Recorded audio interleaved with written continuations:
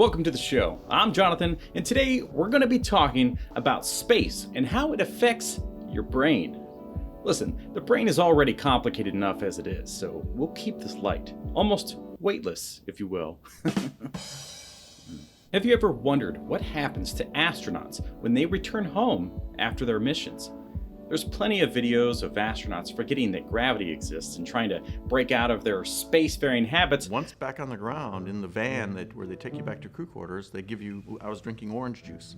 So I had a quart of orange juice in a glass, and I poured a glass of orange juice for myself. And person as close as I am to you, I passed the orange juice to them and just pushed it toward it. It would have worked perfectly on orbit. Made a great mess there, thanks to gravity. But I'm not talking about dropped pens and napping in 0G, even though that sounds pretty cozy. The human body is made up of over 60% water. So what happens to that water in all of the forms it takes when it's put in space? We know that water behaves differently in space as opposed to Earth. With no gravity, it kind of has a mind of its own. From tears to juice pouches, wobbling water drops are quite the source of entertainment in space. Now consider how we are mostly wobbling water drops, just with a bunch of extra steps and layers. How are we wobbling differently in space from a cup of water, or lack of cup? Our brains have pockets called ventricles. These hold a fluid called cerebral spinal fluid, or CSF. And CSF has the job of keeping the brain clean and to make sure the brain is protected when you bump your head.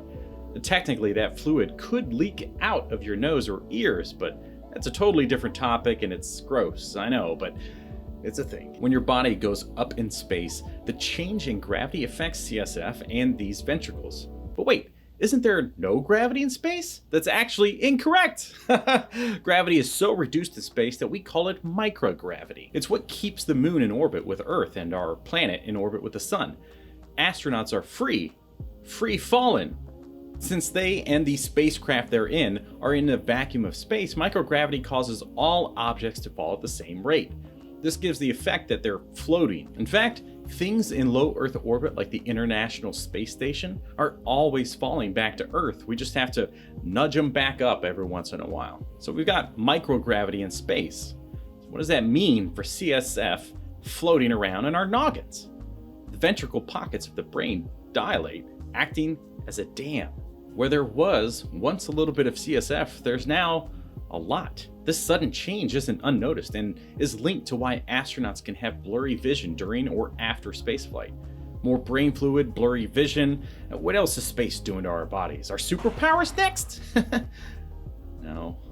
Let's focus now on another part of the body, still related to the brain.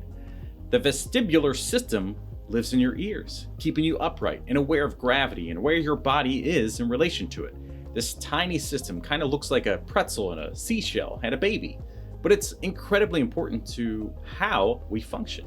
The otolith organ is in charge of letting the brain know how the head is oriented, and it has lots of tiny crystal structures called otoconia, which lie flat on top of a gel in the inner ear. Crystals and gel in ears, I mean, why not? When the head makes a movement like tilting down, gravity pulls the otoconia crystals down across tiny hairs in the inner ear, sending a signal to the brain that the head is tilted. However, there's not enough gravitational pull in microgravity to tell the brain which position the head is in. If you've ever gotten up suddenly and felt dizzy, it's thanks to the otoconia crystals trying to figure out what's going on. So imagine the brain isn't getting these signals for long periods of time while you're hanging out in space. What does that mean for the brain long term? Researchers have done multiple studies on astronauts' brains to figure out how they work in space and when they return. Over several studies of days, months, and even years once they return to Earth, we've got a better idea of what's happening. Researchers found elevated levels of proteins in the astronauts' blood that serve as biomarkers for brain damage. Not big time whammy brain damage, it's more akin to concussion. Great. So space hits you in the face.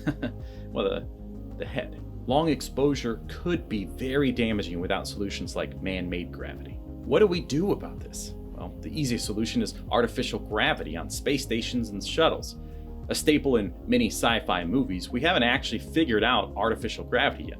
It's a lot more complicated than we thought, but it is in the works. With our own man-made gravity, this technology could impact how we travel through space. And I suppose this all makes sense, right? I mean, we have evolved for thousands of years based on how we move around on Earth. Take us out of that environment and our bodies won't really know what to do. I hope you enjoyed this episode. Let me know your thoughts on this crazy space brain scenario down in the comments. And click here if you'd like to learn more about our many adventures in space.